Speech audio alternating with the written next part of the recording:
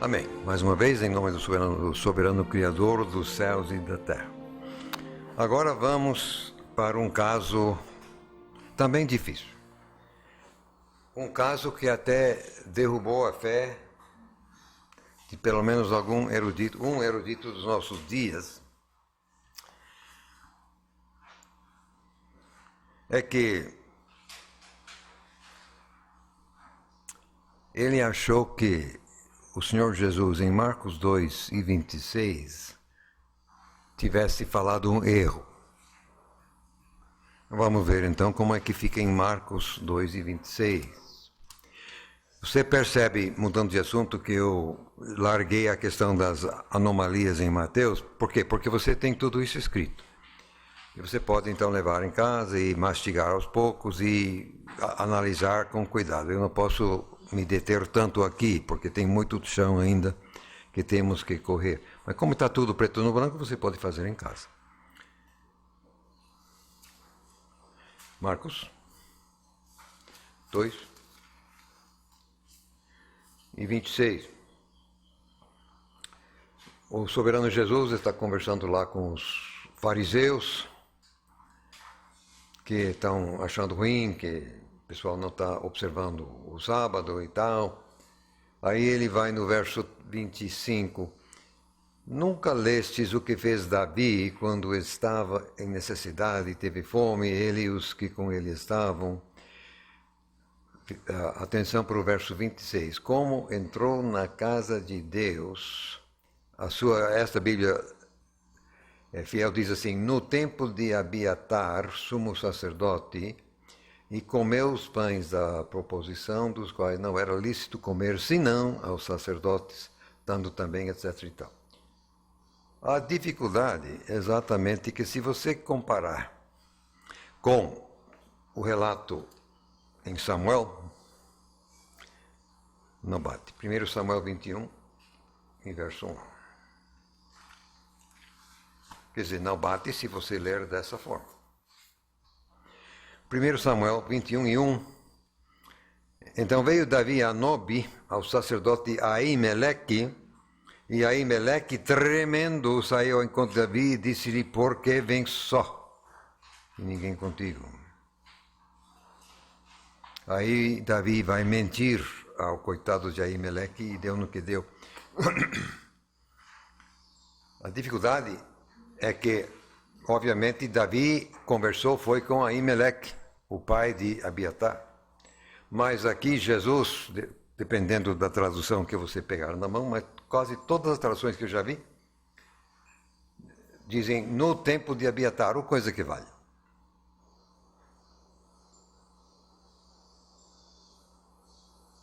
Só que não foi Abiatar, foi Aimeleque.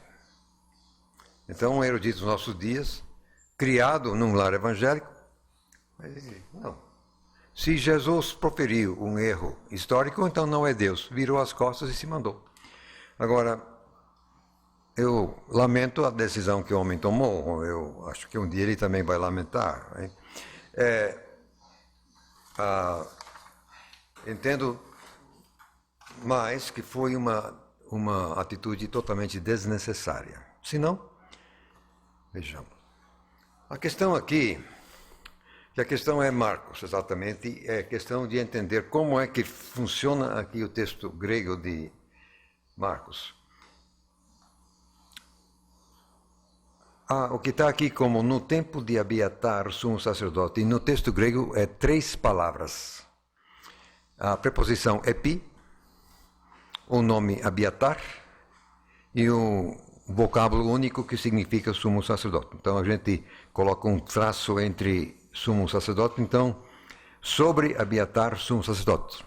Muito assim ao pé da letra. Acontece, no entanto, que a preposição epi é de todas as preposições gregas a mais versátil.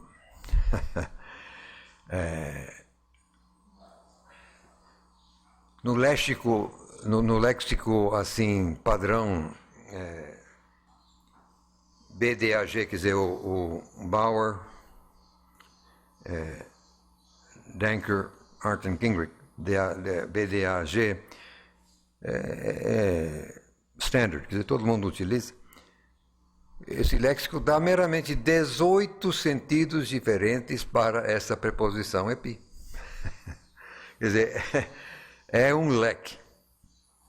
E entre os sentidos normais é em direção a. Eu entendo então que o que Jesus está aqui dizendo é exatamente em direção a Abiatar. Ou, para simplificar o português, eu meramente coloco o verbo tornando Abiatar sumo sacerdote. Agora, isso aí eu não estou tirando do ar, não. Primeiro, é preciso saber que quando Jesus está aqui diz, nunca lestes, fatal, ele está falando do Antigo Testamento, porque nenhuma coisa do Novo Testamento ainda havia sido escrito quando Jesus diz isso. Então, quando ele diz nunca lestes, é Samuel, fatal, não tem por onde correr. E ele está conversando com fariseus. Eles tinham lá seus defeitos, mas eles conheciam a Bíblia. Eles respeitavam assim o Torá e tal. Um caso notório, como o rei Saul massacrar 85 sacerdotes, isso aí era conhecido demais. Todo mundo conhecia esse negócio. É notório, é uma barbaridade.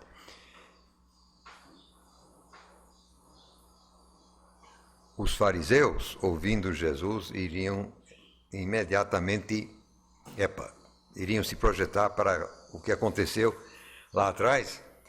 E o que aconteceu lá atrás é o seguinte, quer dizer, em 1 Samuel 21, a partir do primeiro verso, Davi vai, mas ele chega com alguns homens, mas ele sem armadura sequer.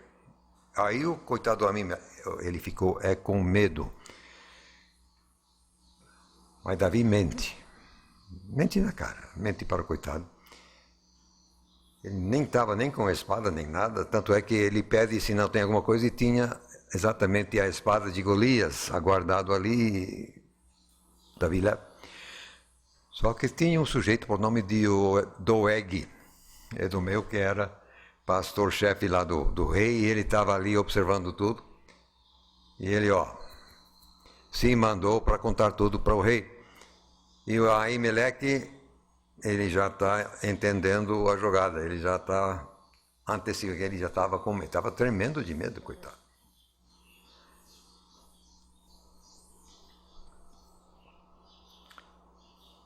Vamos agora ficar em Samuel um pouquinho, vamos ao capítulo 22.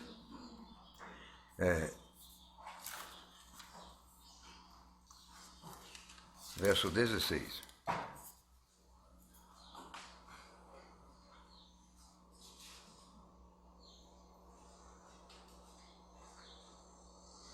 Aí Saul manda matar Aimeleque.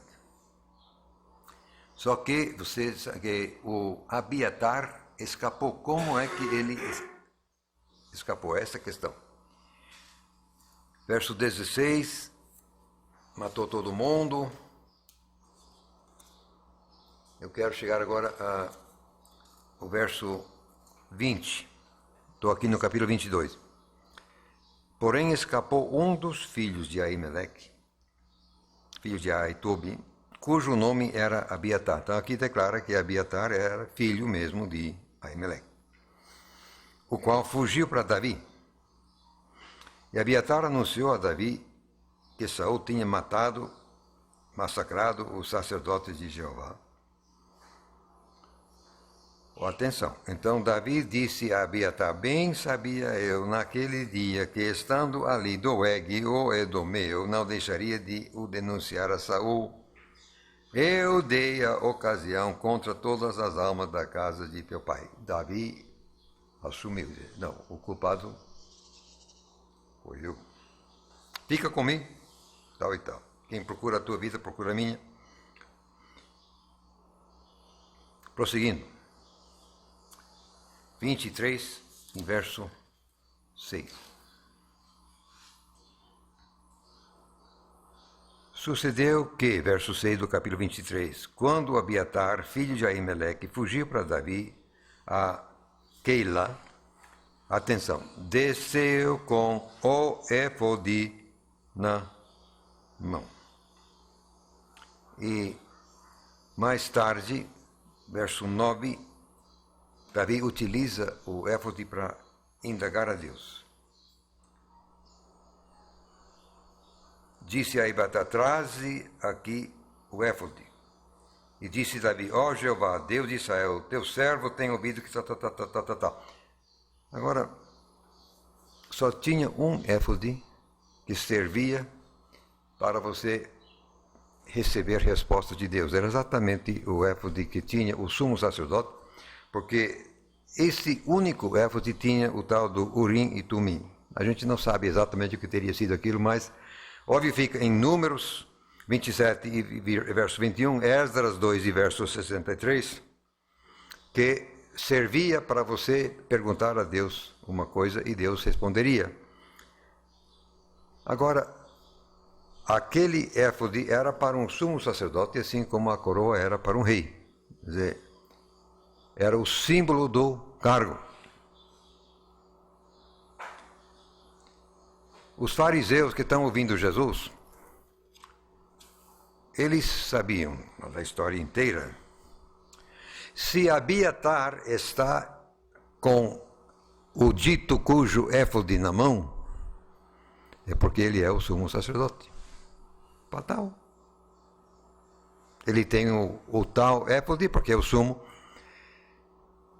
Como é que Abiatar chegou a ser o sumo? Como é que ele chegou a ter esse tal éfode na mão? Eu não estava lá e o texto não explica, mas o que eu entendo, provavelmente, exatamente que como Aimeleque, e o Davi diz, quando eu vi Doeg, eu já sabia o que ia acontecer. Não somente Davi sabia o que ia acontecer, mas Aimeleque também sabia que ele sabia que iria ter pouco tempo. Então eu creio que imediatamente, mal o Idomeu some de vista, como também Davi se manda, Aimeleque pega seu filho Abiatar e diz: vem cá. Ele consagra ele sumo sacerdote, ele entrega na mão dele o tal éfode, e ó, se manda, se esconde. Só por isso que Abiatar também não foi massacrado junto com os outros 85. Como é que os soldados não pegaram Abiatar? Porque ele já estava escondido. E por que estava escondido? Porque o pai mandou esconder. Há tempo. Não tinha tempo muito para perder também não. Então, o que o soberano está fazendo aqui em Marcos é o que o Messias, que trouxe tanto a graça como a verdade, o Messias aqui está trazendo a verdade. Nunca a Bíblia coloca pano quente em cima de pecado, procurando encobrir pecado, nunca. Tanto é que eu não comentei, mas em Mateus 1, na genealogia dada ali, quando chega em Davi, quando fala na mãe de Salomão, diz: a mulher de Urias. Agora, Salomão foi gerado após a morte de Urias. Mas o texto não coloca viúva, porque Davi não casou com uma viúva. Davi roubou, foi a mulher do outro. E 3.000 anos depois estamos lendo a mulher de Urias. Quer dizer, o texto não esconde absolutamente o pecado de ninguém.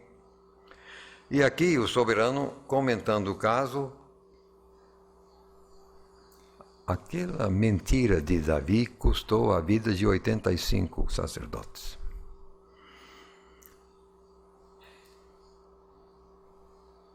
Então essa visita de Noé tornou Abiatar o sumo sacerdote, que aquilo foi consequência imediata da visita de Davi e a mentira que ele contou.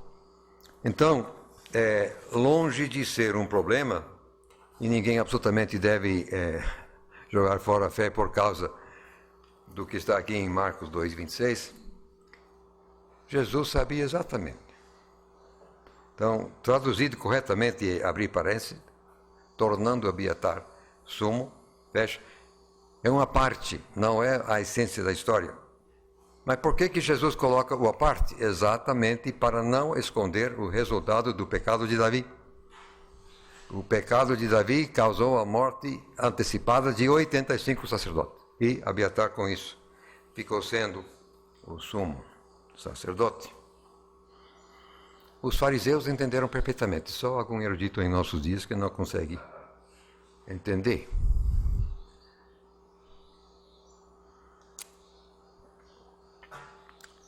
Agora vamos para um caso curioso, porque é um caso linguístico. É um caso que vem da natureza das línguas, as fonologias das línguas. É que em Mateus 2 e 23, vamos lá.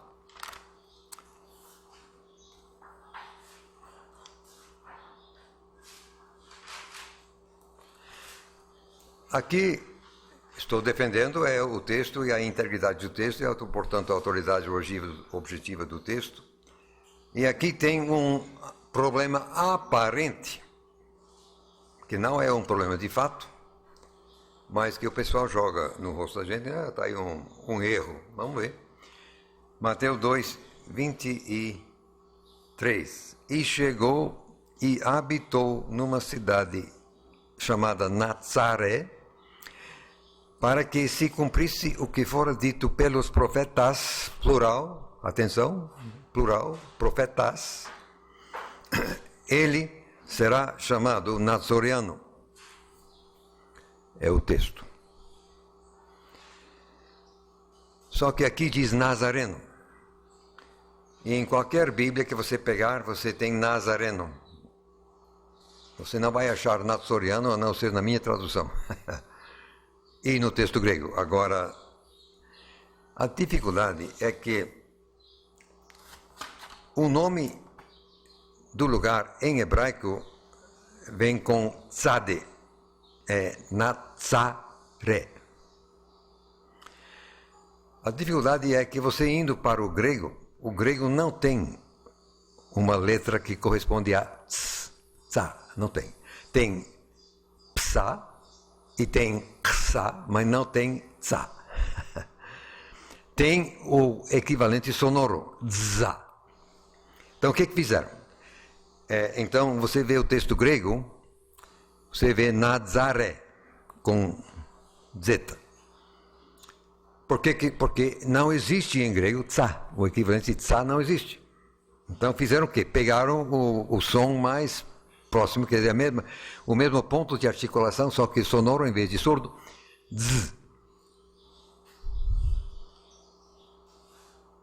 Enquanto você ficar só no grego, mas agora nós vamos querer traduzir para o português, a partir do grego. Estamos traduzindo o Novo Testamento está em grego. E o português tem z? Não tem. Então, nós trazendo para o português, o pessoal faz o que com z? Em vez de z, quer dizer, em vez de za, coloca za. Então, nós temos na nossa Bíblia Nazareno, Nazaré. Em inglês, idem. Em inglês também não tem uma letra que significa za, não tem? Fizeram a mesmíssima coisa em inglês, quer dizer, do grego na za, em inglês é nasa, quer dizer, z. Até aí na Santa Paz, até o momento que você procura conciliar o dito aqui escrito por Mateus com o Antigo Testamento. Diz aqui, como fora dito pelos profetas, plural, mais que um, ele será chamado Nazareno. Só que você pega a letra Z, você volta para o hebraico, tem a letra Z. Além de tzade, tem também Z, Zayin. Aí então, pessoal, voltando do inglês ou do português para o hebraico, procura então nas profecias qualquer coisa com a letra Zayin. Não encontra. Aí está um erro. Mateus diz que nos profetas não existe.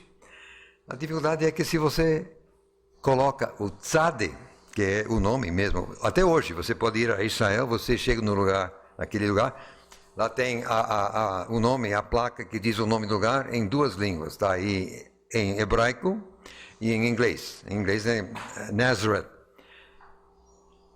mas em hebraico é Natzaré, é com tzade, Nazaré. Agora,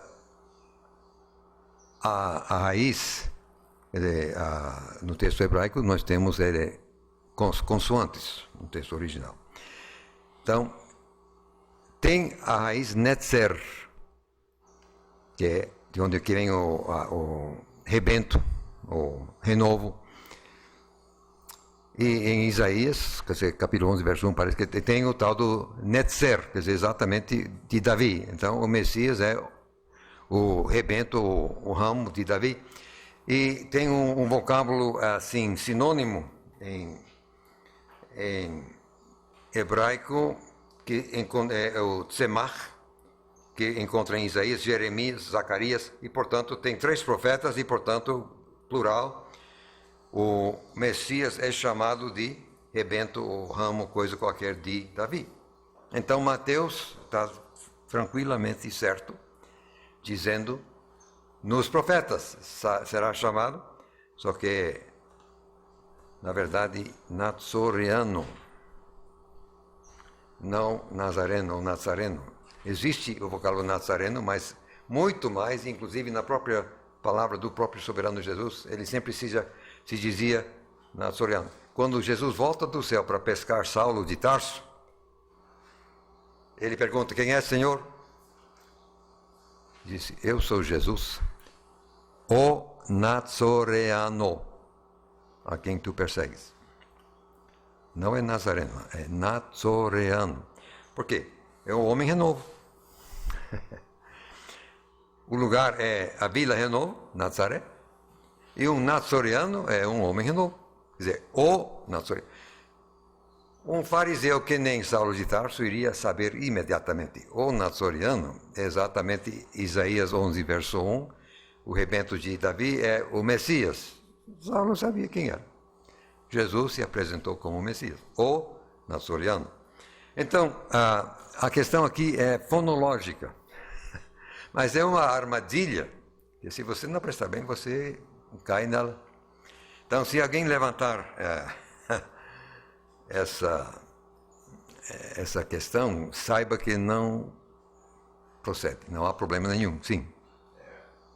O senhor fez referência que no grego claramente temos 2 palavras, né? Natzarários e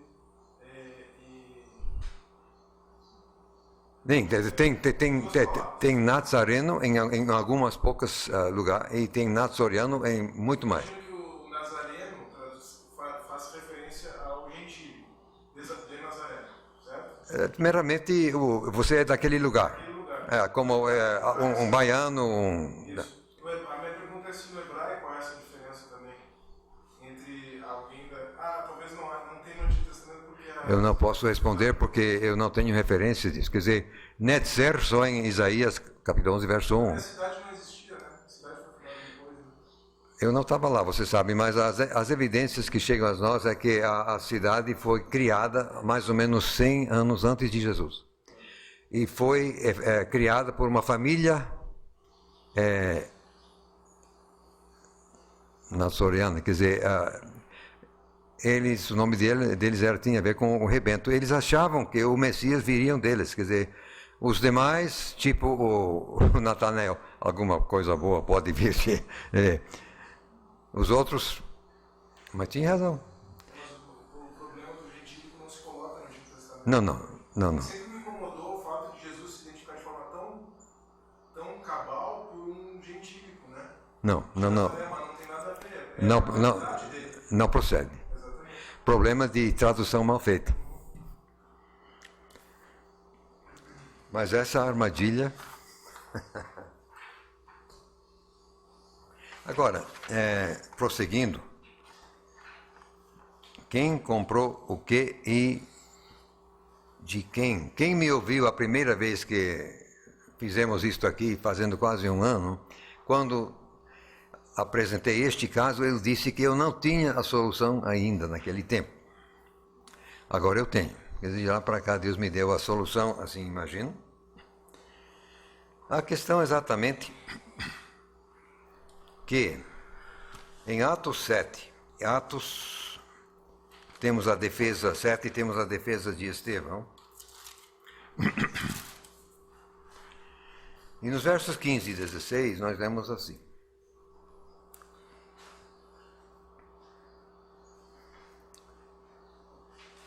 Só que estou no capítulo 2, aí não vai dar, tem que ser capítulo 7.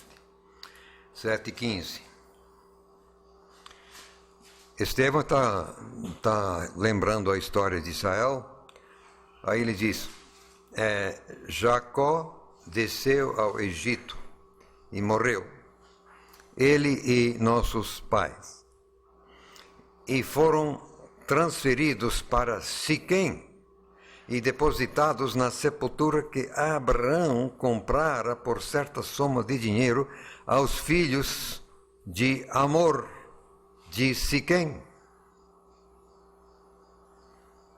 Bom, acho que vocês não precisamos assim vasculhar o texto, vocês vão se lembrar claramente que Abraão comprou a cova de Macpela e enfim, etc., mas foi lá embaixo, em Hebrom.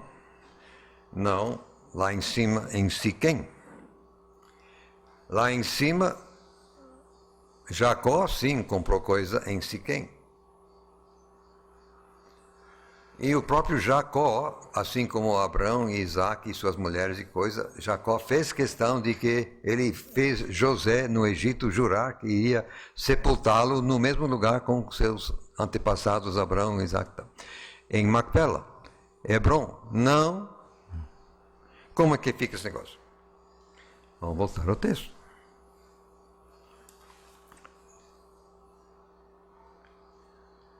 Jacó desceu, ele e nossos pais. E esses nossos pais foi quem? Os filhos de Jacó.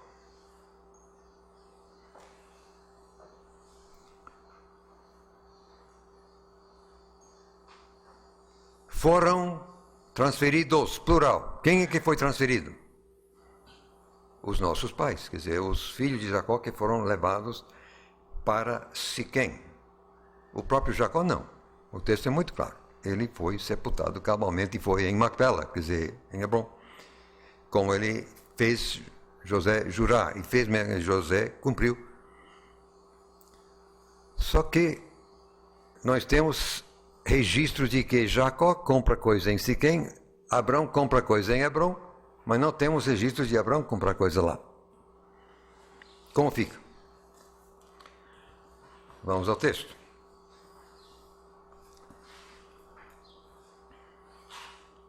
Gênesis capítulo 12, versos 6 e 7.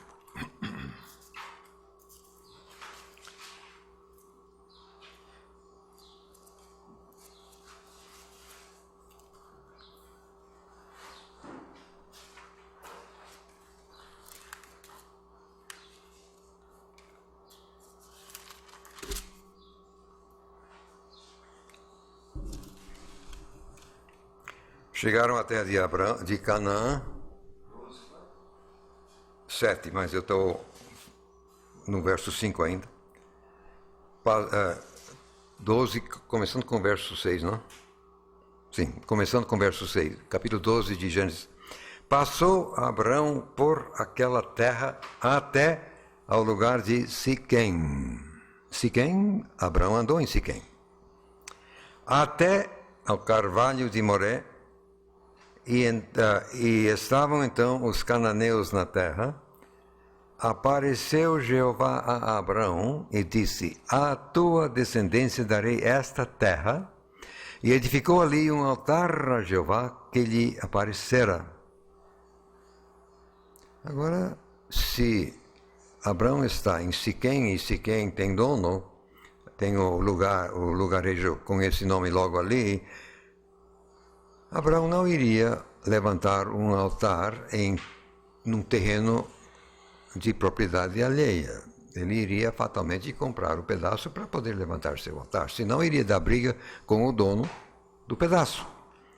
Então podemos deduzir que fatalmente Abraão comprou algum pedaço de chão ali, se ele foi depois levantar um altar ali, porque Siquém era um lugar conhecido, tinha seus donos, enfim. Aí ele vai embora, mas se ele ficou algum tempo em Siquém, o que parece ser, se ele levanta um altar, isso não é trabalho de um dia e coisa e tal.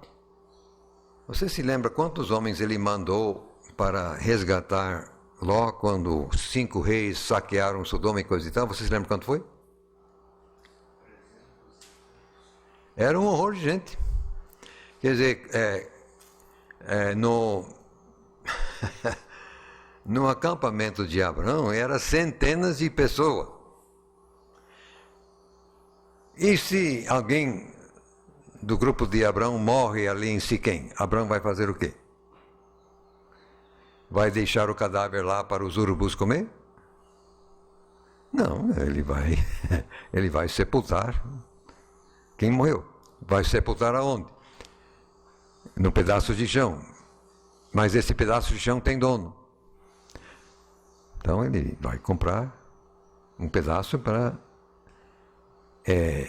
sepultar seu morto. Não está no texto isso, mas é uma dedução que eu faço, é perfeitamente possível. Quer dizer, o texto declara que Abraão parou em Siquém. Pronto, parou em Siquém. Levantou um altar. Deduz daí que ele comprou um pedaço de chão.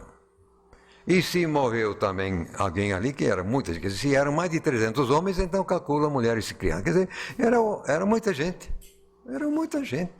E o pessoal morre, né?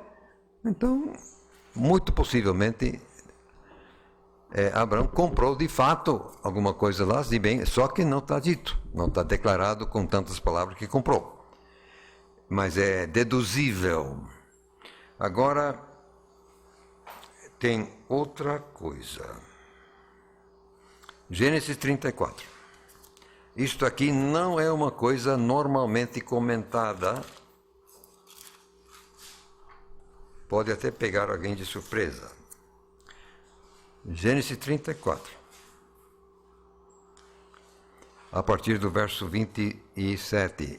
Pegando o contexto prévio, você se lembra que aconteceu com Dina e tal, etc. E aí o pessoal quis assim sanar a situação, só que maliciosamente o pessoal disse, mas você tem que se circuncidar. Só que se um homem é circuncidado, no terceiro dia ele não pode mexer muito. Não vou entrar em detalhes, mas maliciosamente. Isso foi pura malícia. Agora vamos ver o que aconteceu. 25, terceiro dia, Simeão e Levi vão lá e vão matando.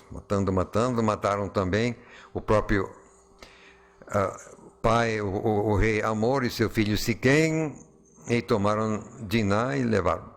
Agora atenção, 27. Vieram os filhos de Jacó, e os outros também, aos mortos, e saquearam a cidade. 28. As suas ovelhas e as suas vacas, e os seus jumentos, e o que havia na cidade e no campo tomaram, e todos os seus bens, e todos os seus meninos, e as suas mulheres levaram presos e saquearam. Me diga aí, o que fizeram com as mulheres?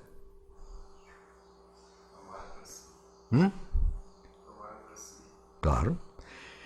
Você já imaginou onde os 12 filhos de Jacó iriam achar mulher? Não era... Quer dizer, onde você vai achar mulher para 12 homens? Quer dizer, eles não são dali, quer dizer...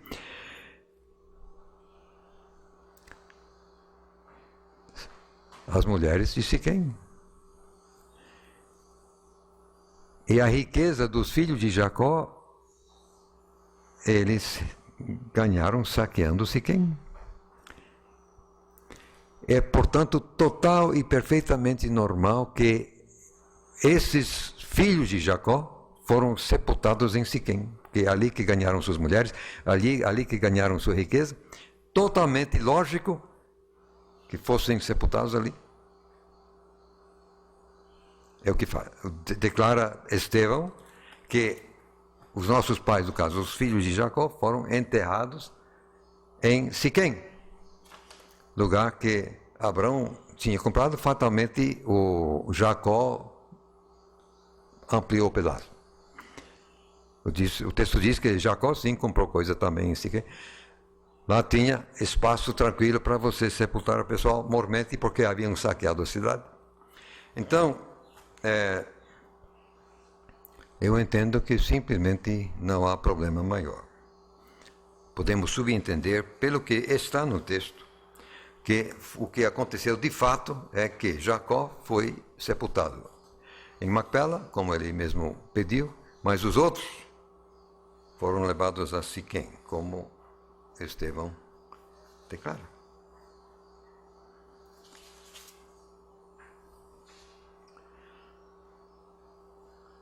Vamos agora à multiplicação dos pães a primeira vez. E a questão é exatamente onde é que aconteceu aquilo. Agora eu vou querer o mapa, o mar, não?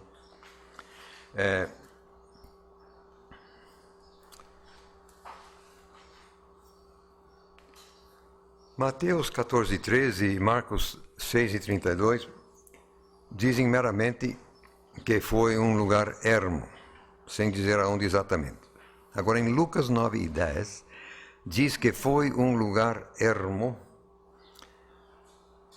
pertencente a uma cidade chamada Betsaida. Lamentavelmente, o texto eclético, seguindo 0,5% dos manuscritos, e esses de qualidade objetivamente inferior, em vez de um lugar ermo pertencente à cidade de Betsaida, diz que para uma cidade chamada Betsaida. Então, o texto eclético coloca a multiplicação dos pães dentro da cidade de Betsaida, que era uma estupidez na cara, porque o próprio Lucas, mais tarde, diz que é um lugar ermo. Então, o centro da cidade não é um lugar ermo, por favor. É um malefício a mais que esse texto eclético nos faz. A dificuldade agora é oferecida por João. João 6:23 nos informa que o lugar foi perto da cidade de Tiberíades.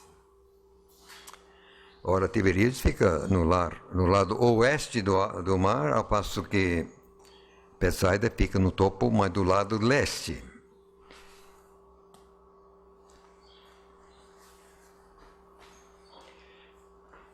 A cidade de Tiberíades moderna se encontra ali em cima da antiga Magdala. Você vê que aí tem uma cidade de algum tamanho. E você vê um mapa hoje, vai dizer que aquilo é Tiberíades. Mas eu entendo que há 2000 anos aquele lugar era Magdala, de onde vem a Madalena, e que o lugar de Tiberíades era mais cá embaixo. Agora, isso aí é mais ou menos a verdade, quer dizer, de lado a lado são 12 quilômetros, de cima para baixo são 21. O que sucede, portanto, que daqui até aqui, que é a travessia que eles vão fazer, vai dar no mínimo 12 quilômetros, se não um pouco mais. Está vendo? Agora, por favor, Betsaida é uma coisa e Tiberíades é outra coisa. Como é que vai ficar esse negócio?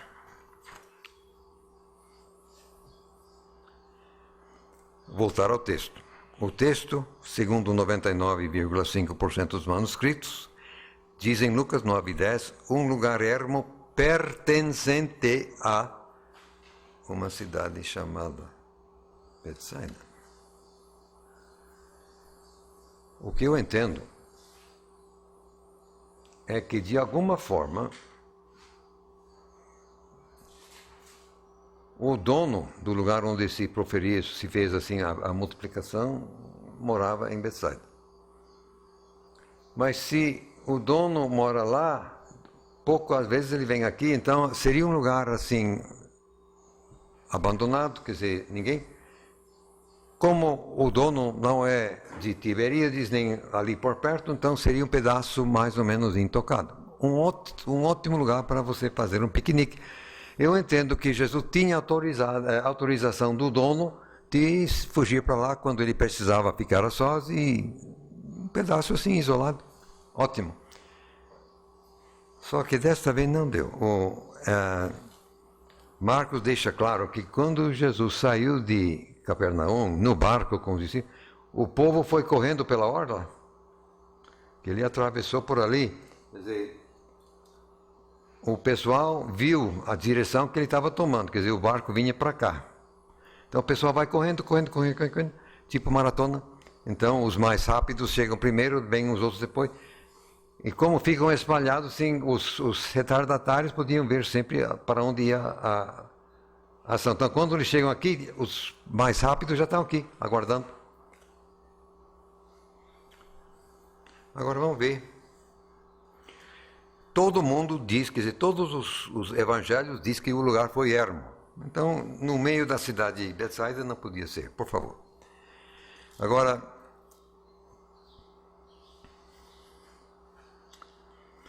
aliás, todos os manuscritos quase dizem Capernaum, não é Cafarnaum, não, é Capernaum, mas não vem, isso não altera nada.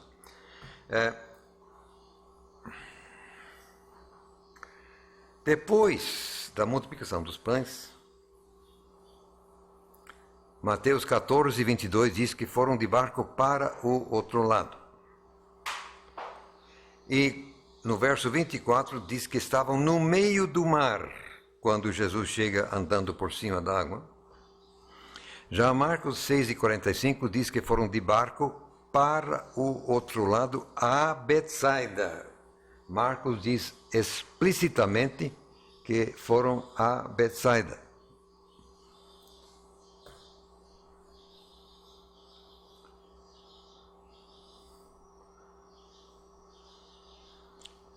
Já em João 6, verso 1, foi para o outro lado do mar da Galileia. Agora, o outro lado do mar teria várias direções. João 6,17 ainda diz que saíram em direção a Capernaum.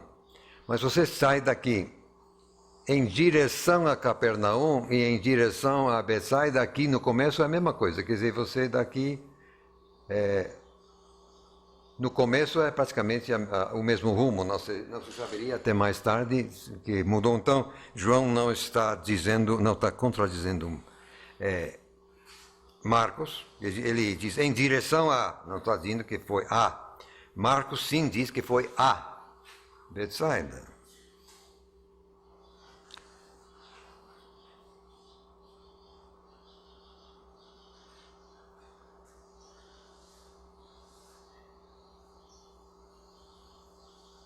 Jesus sabia muito bem o que ia acontecer. Jesus mandou os discípulos assim de barco. Quando ele chega, eles estão no meio. O vento era contrário, eles tinham remado durante meramente 9 horas. Saíram mais ou menos 6 da tarde. Na quarta vigia, isso é 3 horas da madrugada, pessoal. Então, os coitados tinham remado 9 horas, estavam no meio. Agora você no meio aí, quer dizer, isso seriam 15 quilômetros mais ou menos. E o Mateus diz que estava no meio do mar. Exatamente ali está no meio do mar. Quer dizer, no meio para cá e no meio para lá.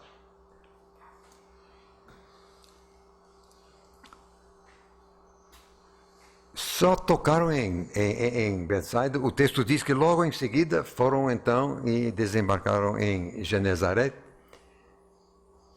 E o pessoal estava aguardando. Agora, o que foram fazer em Betsaida? Eu digo que foram fazer em Betsaida foi dar satisfação ao dono do pedaço. Porque se o dono do pedaço tinha autorizado Jesus assim utilizar o lugar ermo perto de Tiberíades para piquenique, para fugir, mas ninguém pensou numa multidão de 15 mil pessoas, se eram 5 mil homens. Aí você acrescenta mulher e criança, vai dar o quê?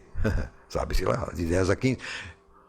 Você já pensou quanta bagunça faz uma multidão de 10 para 15 mil pessoas? Haja moita, hein? Haja moita. Não, sinceramente, pense bem um pouquinho nesse negócio.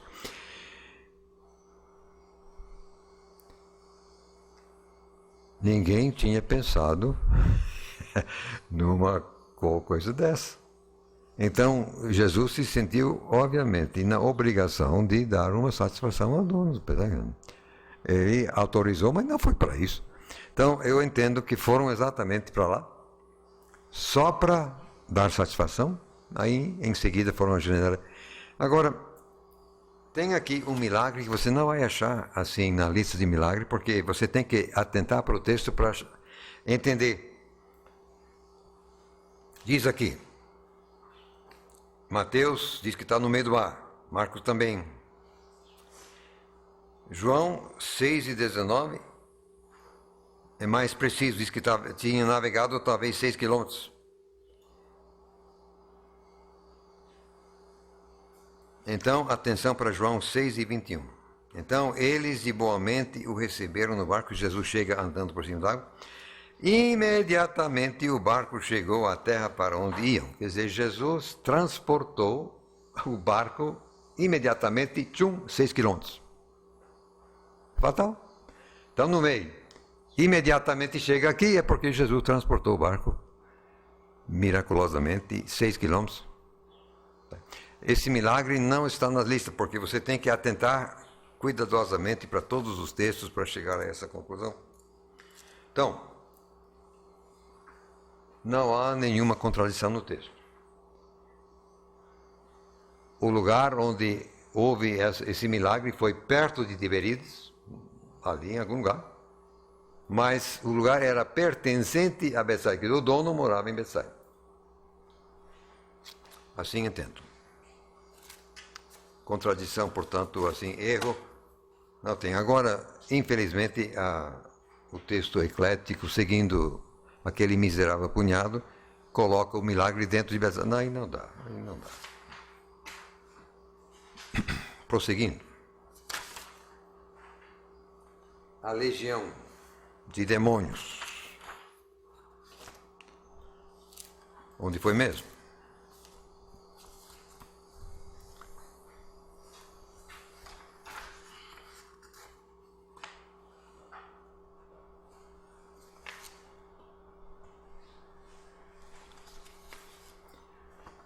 Aqui é preciso descer a detalhes, então vocês me desculpem, mas você vê aqui que nós temos o grego, mas eu coloquei assim uma transliteração em português. Então, Gergesenon, que em português seria Gergesenos, 98% dos manuscritos dizem que em Mateus o lugar é dos Gergesenos. 2% dos manuscritos dizem que foi Gadarenos. Aí você tem quase todas as versões, só a fiel é que está com os Gergesenos.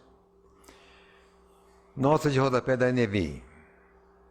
Alguns manuscritos trazem Gergesenos, outros dizem Gerasenos. Você sabe quantos manuscritos dizem Gerasenos? Nenhum. Mas está na versão latina. E eles deduzem se está na versão latina porque deveria um dia ter existido algum manuscrito grego de onde tirar. Só que o grego, esse manuscrito grego não existe hoje. Mas o que me incomoda aqui é o tal do alguns. Você utilizar alguns dizendo respeito a 1.650 manuscritos contra 30. Não dá muito bem isso aí. Mas vamos embora. Marcos. 95% dos manuscritos dizem Gadarenos.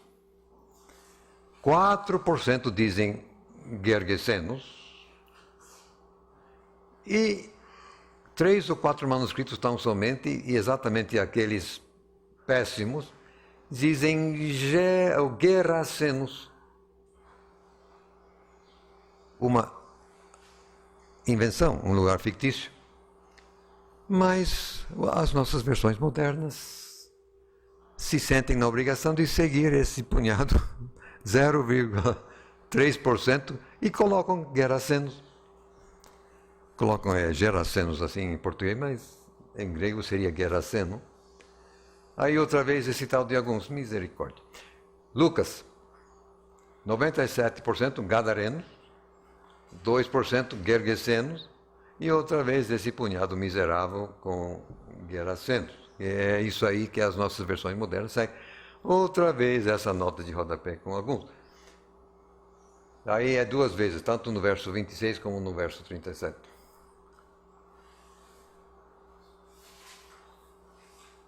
Só que aqui a percentagem muda um pouquinho, pouca coisa. Então, Gadareno 96, Gergeseno 3,5, mas ainda Geraseno, ou Geraseno 0,3. Questão seguinte. Gadara era a cidade capital da província romana de Perara. E a cidade de Gadara, ou Gadara, Gadara, ficava a 10 quilômetros mais ou menos da orla. Então, Marcos escrevendo para Romano, é totalmente normal que um Marcos escrevendo para Romano iria colocar vocábulos que o romano iria entender. Os romanos iriam saber que haveria uma província de Perara, cuja capital era Gadara, e então é isso que Marcos coloca. É verdade, que o lugar pertencia à cidade de Gadara. Lucas escrevendo para grego, idem. O lugar é Gadara, os gadarenos. Mateus, escrevendo para judeu, pessoas que moravam ali e conheciam muito bem aquele pedaço de chão, Mateus coloca Gergesenos. Por quê? Fatalmente havia um lugarejo ali por perto dos porcos, cujo nome era Gergesa. Mas é um lugarejo e um romano da vida não vai saber nada disso, foi só mesmo alguém que morava ali. Então, alguém escrevendo para judeu que conhece o pedaço, coloca Gergesa. Pense bem, quando os demônios entram nos porcos e os porcos assim se mandam, quer dizer, preferiam morrer do que ficar com o demônio, o ser humano tem mais juízo que, aliás, animal tem mais juízo do que ser humano por vezes. Você já ouviu falar de água que passarinho não bebe? Já ouviu falar? Você sabe o que é isso? Quer dizer que o pássaro tem mais juízo que o homem. Não. O pássaro não bebe. Desculpe aí. Porcos. 2.000, quase. Era a economia do lugar. Os porqueiros então se mandam. Foram até onde? Os porqueiros correram 10 quilômetros até a cidade de Gadara, correram? Quanto tempo levaria os porqueiros correr 10 quilômetros? Para nem se comentar o povo voltar, não dá. Óbvio é que os porqueiros não foram parar em Gadara a 10 quilômetros. Porque foram aonde os porqueiros? Foram ao lugarejo logo ali perto de Gergesa. Não, provavelmente não era nem sequer 1 quilômetro, logo ali. Aí, então, tranquilamente, os porqueiros correm lá, vão espalhando, pessoal, aí o pessoal vem, dá tranquilamente.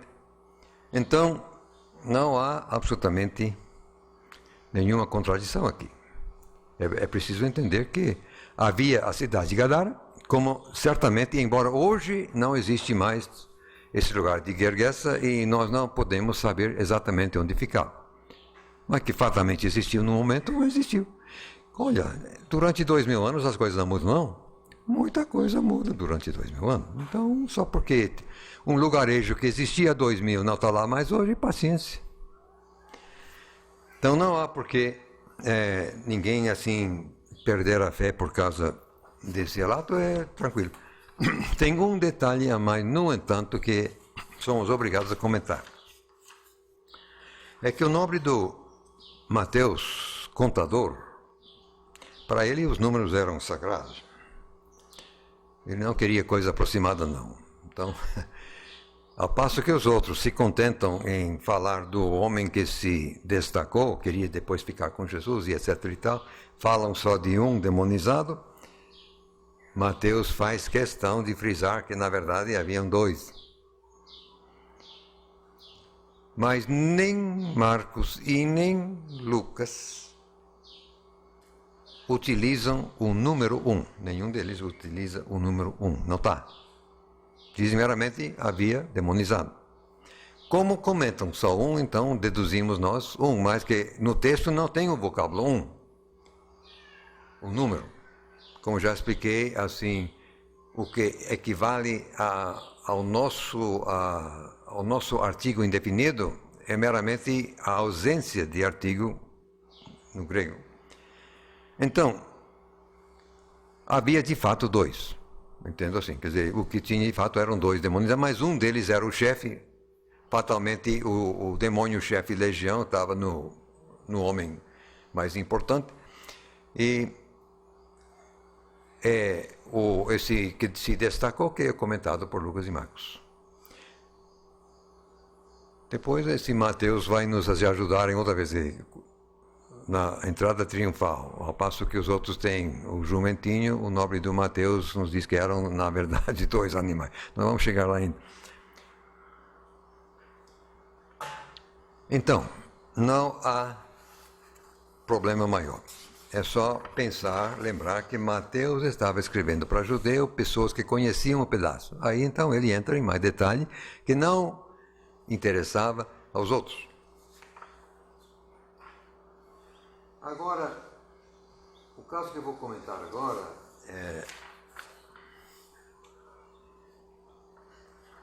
não é um problema exatamente dentro da Bíblia, só que é um problema que nos é arrumado por todos os mapas nas Bíblias e fora das Bíblias, quanto à localização do Monte Sinai.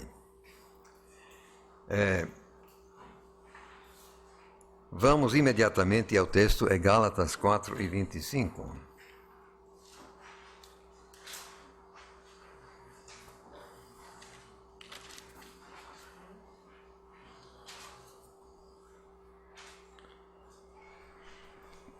Paulo escrevendo, ora, este Agar é Sinai, um monte da Arábia, que corresponde a Jerusalém, que agora existe, pois é escrava com seus filhos, aí vai. Um monte da Arábia.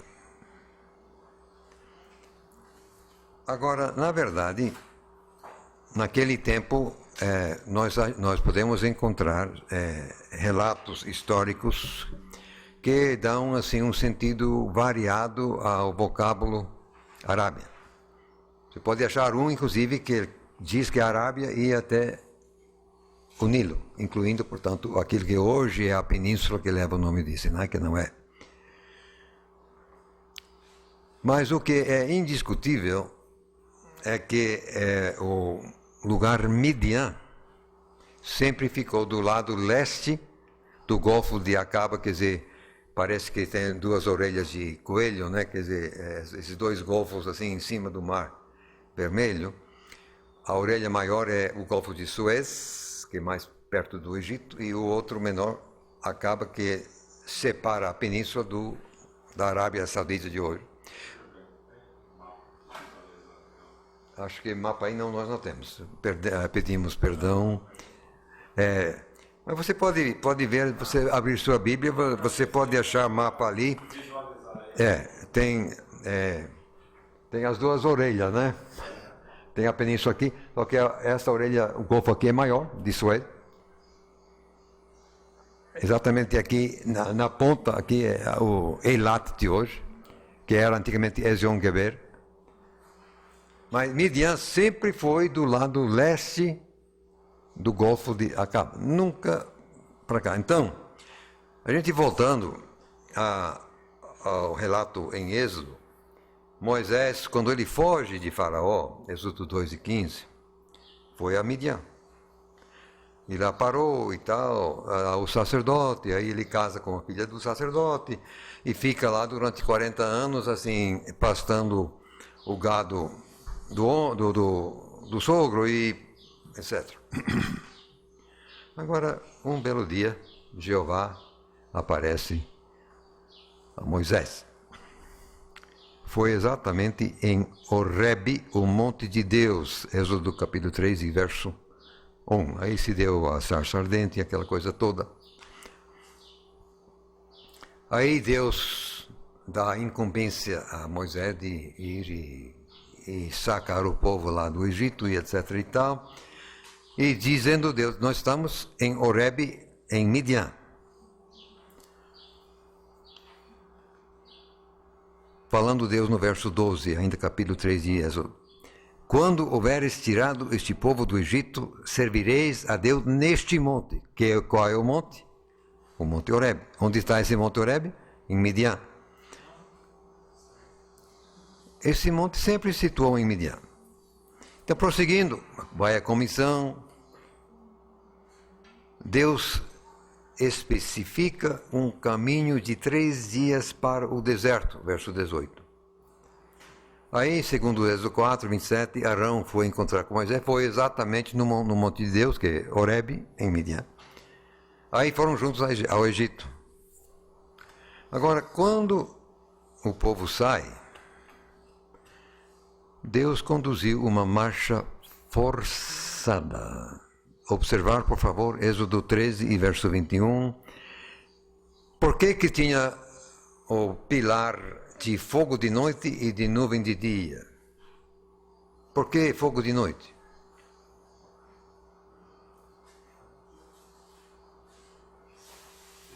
Para que caminhassem de dia e de noite. Êxodo 13 e verso 21.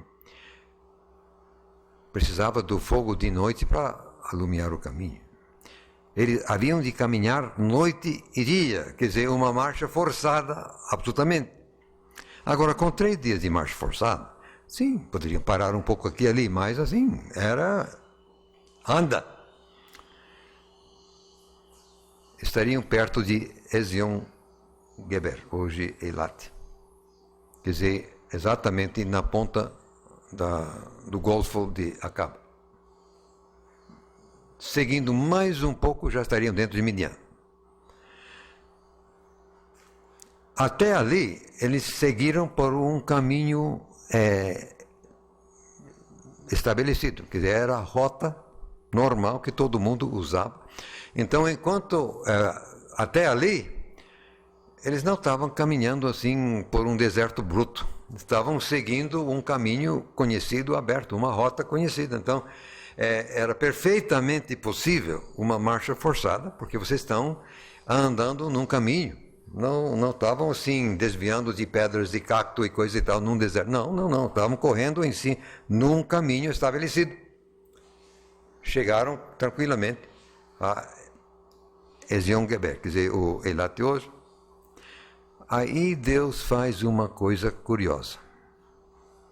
Aí Deus manda que voltassem e acampassem à beira-mar, de frente de Baal-Zephon.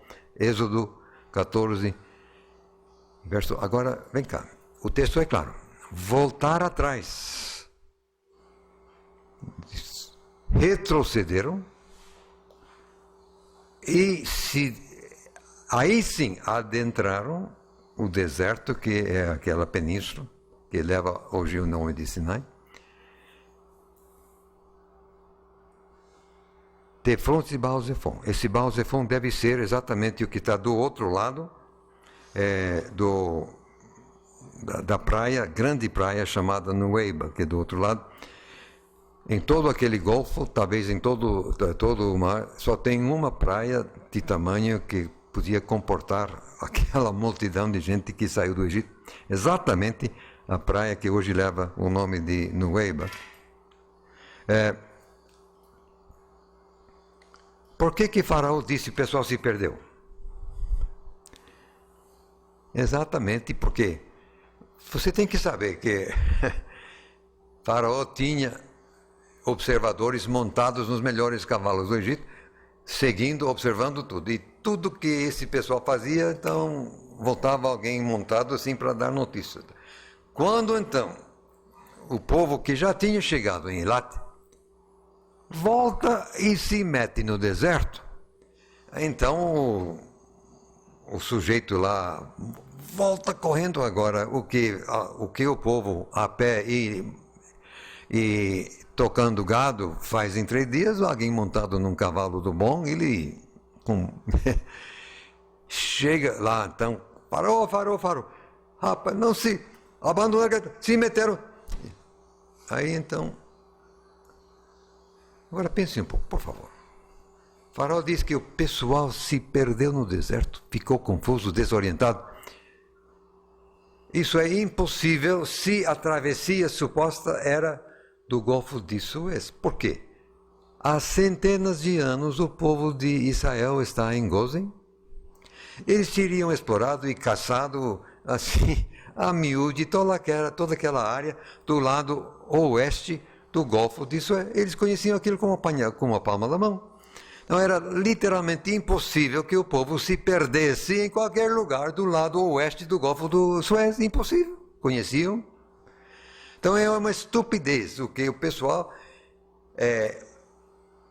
aparentemente joga em cima da Bíblia, colocando o Monte Sinai, onde o pessoal hoje diz, quer dizer, naquela península. Aquela ideia veio de uma princesa russa por nome de Catarina, lá pelo século V, mais ou menos. Ela recebeu uma visão de que o tal Monte Sinai Horeb estaria naquele lugar. Por isso que o mosteiro que lá está chama-se o Mosteiro de Santa Catarina. Exatamente porque ela que recebeu a revelação de que o lugar era ali. Só que não é. Nunca foi. O problema não está na Bíblia. O problema está na ideia totalmente equivocada, mas que domina todos os mapas e todas as discussões em cima do problema partem da suposta localização do monte na península e não como de fato é em Midian. Tanto é que o governo da Arábia Saudita tem o que eles chamam de El Laut, o lugar presumível cercado, você não entra. É protegido. Então, volto a dizer, não é um problema dentro do texto. É um problema que foi inventado depois fora do texto. Mas a dificuldade é que todos os mapas dizem isso, tá? E as discussões todas em cima de uma informação errada.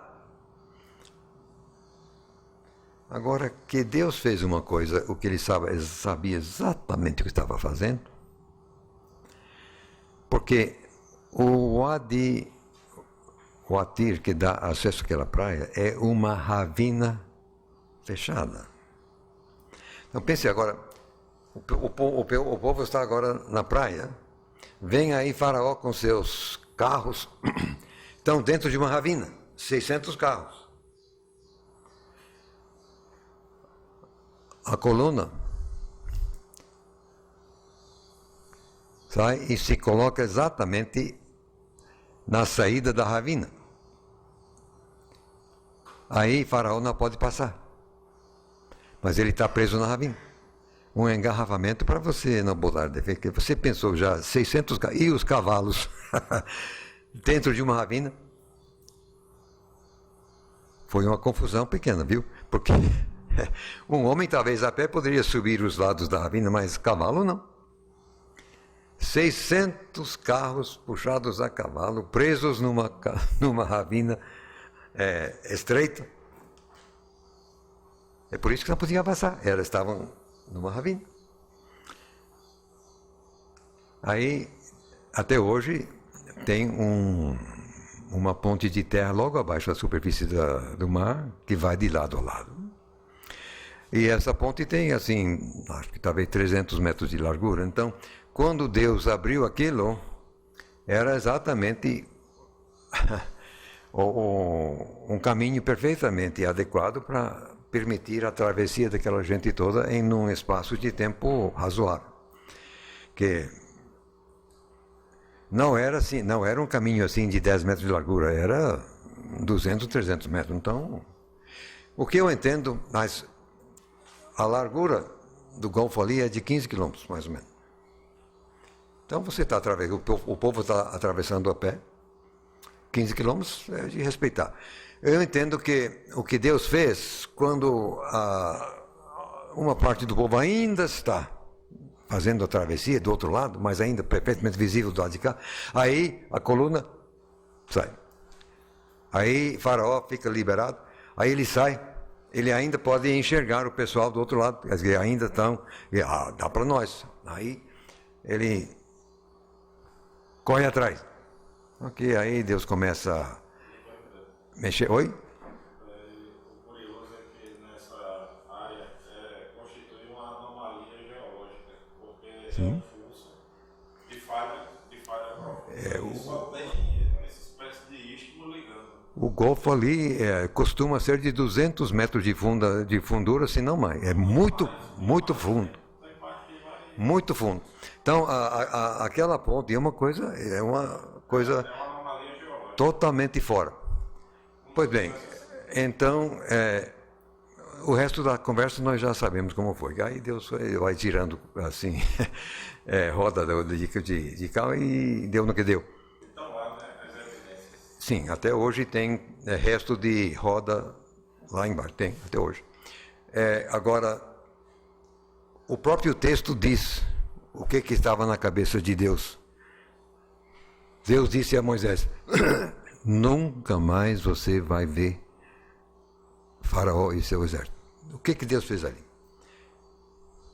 Ele destruindo o exército de Faraó, ele estava garantindo um prazo de tempo para a nova nação de Israel, que estava se instalando pela primeira vez, ter um tempinho para se formar, se estabelecer, se organizar, antes de ter uma invasão assim de uma coisa do tamanho do Egito. Então Deus destrói assim o exército egípcio, para que não seja uma ameaça, um problema para a nova nação que ele entendo assim. Aliás, o próprio Deus disse a Moisés, você nunca mais vai ver esse pessoal.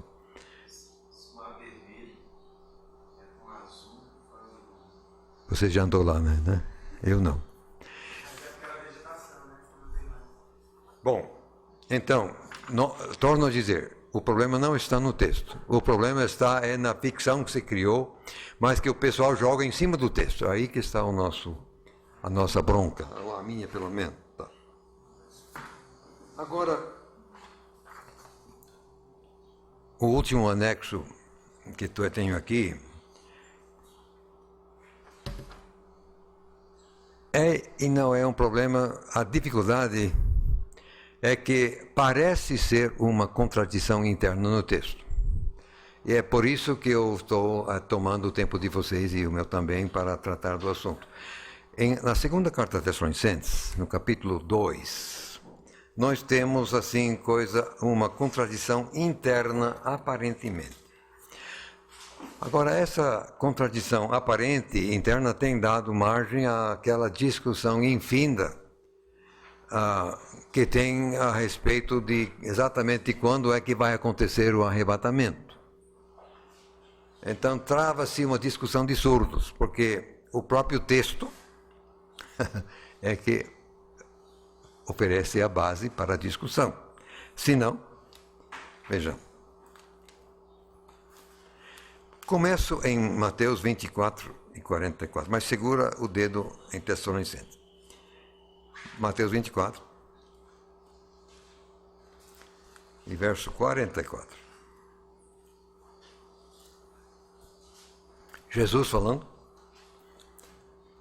Por isso estai vós apercebidos também, porque o Filho do Homem há de vir à hora em que não penseis. A questão aqui, a razão pela qual eu estou lendo é exatamente o fator surpresa, porque o próprio Jesus diz que o Filho do Homem há de vir numa hora em que Ninguém está pensando, ninguém está esperando. Então, o fator surpresa. Então, vamos levar esse fator surpresa para Tessalonicenses, a segunda carta.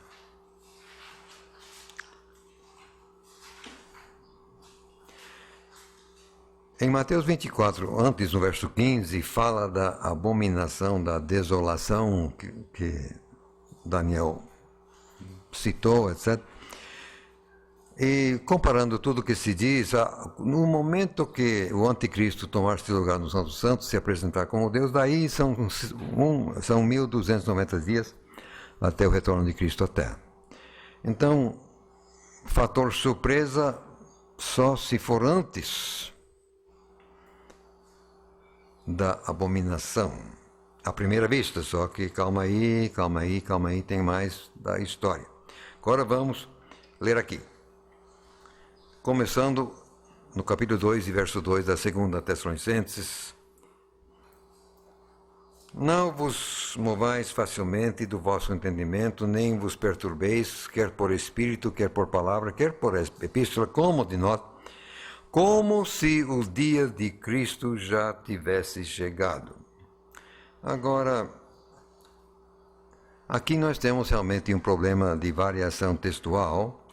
15% dos manuscritos gregos, agora não é mais 0,5%, agora é 15%, que é de algum tamanho, em vez de de Cristo, de dia do Senhor. E aí vai quase todas as versões modernas. Agora, os 85%, inclusive a melhor linha, tem dia de Cristo, como está aqui, por sinal, na Fiel. Agora, obviamente, isso aqui está falando do arrebatamento, porque estão perturbados. Eles estão perturbados porque ainda estão aqui. Quer dizer, se já aconteceu o arrebatamento e eles ficaram para trás, eu também estaria perturbado, tá bem? Eu estou aqui e já aconteceu, eu estou ligeiramente mal satisfeito, sabe? Então,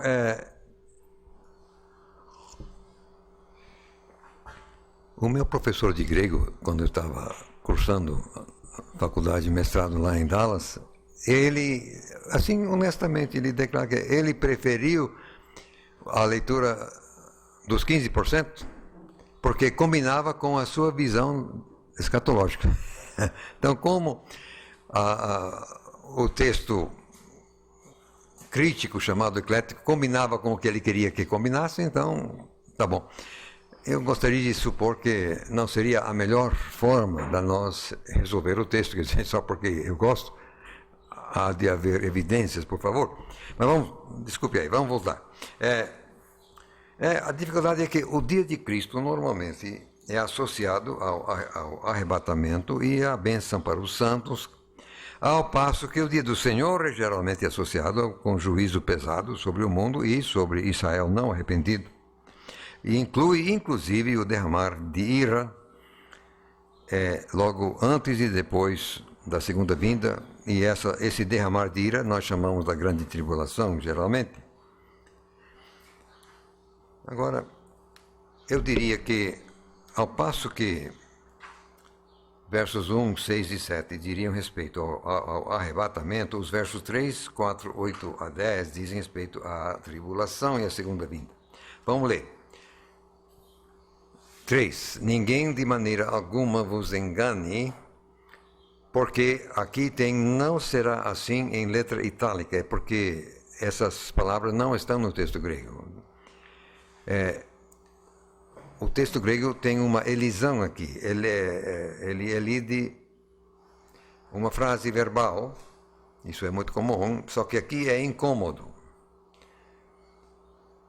Que tem que se colocar alguma coisa em português, senão não funciona, não tem sentido. Então vou ler como está aqui, porque não será assim, sem que antes venha a apostasia e se manifeste o homem do pecado.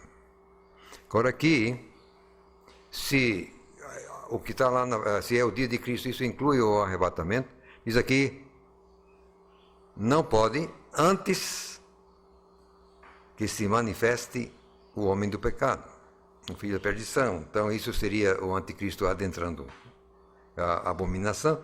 Então diz aqui que supostamente o arrebatamento não pode acontecer antes. Porque aí o Cássio opõe, se levanta contra tudo que se chama Deus e tal, e que se assenta como Deus, no templo de Deus, querendo parecer Deus. Agora, embora, vamos lendo em seguida aqui, não nos lembrar que ele ensinou aquilo tudo. Verso 6, agora vós sabeis o que o detém. Detém a quem? O dito cujo, o homem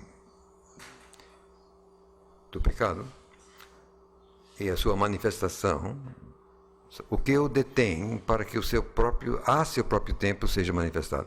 Porque já o mistério da injustiça opera, somente há um que agora o retém, até que do meio seja tirado. No texto grego, eu diria que aquilo é a voz média e, portanto, reflexivo, então que ele se retire do meio.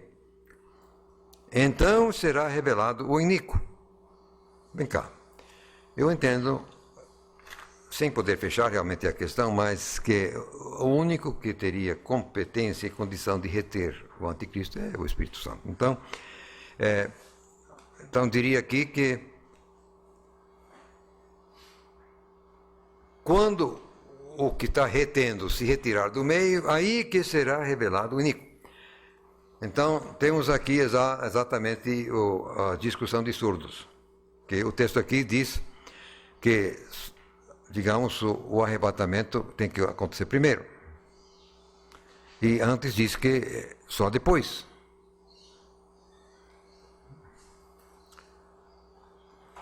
A sugestão que eu dou, preservando também a questão o fator surpresa, é que as duas coisas acontecem simultaneamente, para todo efeito prático.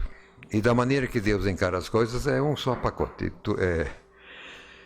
Eu creio que o arrebatamento da igreja é o gatilho. É o deixa de Deus, aí é que o homem do mal se manifesta. Então, é uma coisa imediatamente, quer dizer, do jeito que Deus encara a coisa, tanto faz como tanto fez. É uma coisa, quer dizer, os dois acontecem ao mesmo tempo.